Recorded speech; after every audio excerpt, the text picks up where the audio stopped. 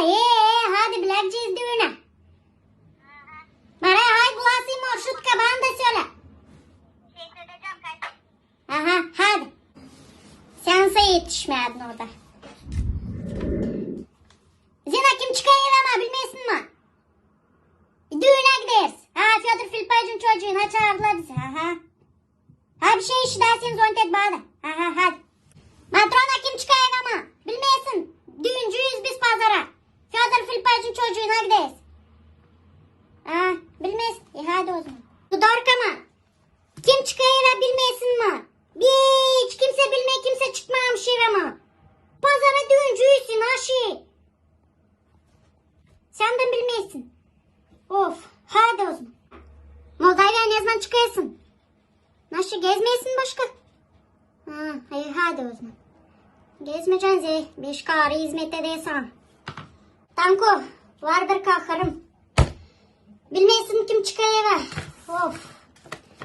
Bir bıktım ama hiç kimse çıkmamış eve. Davlenem kalktı.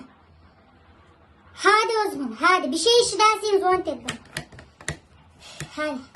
Bırak. Bir kişi bulanca neye çıkma. Yarın çıkardım yalan yetişeceğim. Hadi nereye bu gitti? Sana pek lazım. Hepsi lazım 5 kapıyı kapıyı.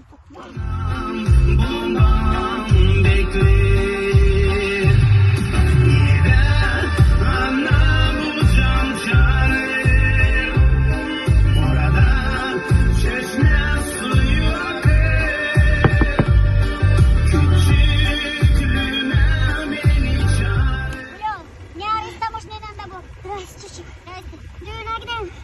Uzaktan düğün. Nazik'ten. Geç otur ben de oraya gideyim. Nazik'ten. Sen de mi düğüne? Ben de düğüne. Fyodor Filipaycığın çocuğu evleniyor. Otur.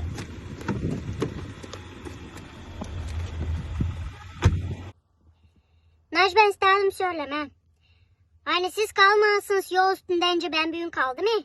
Sırası zont edin bu adama. Если lamsin açsa yollama.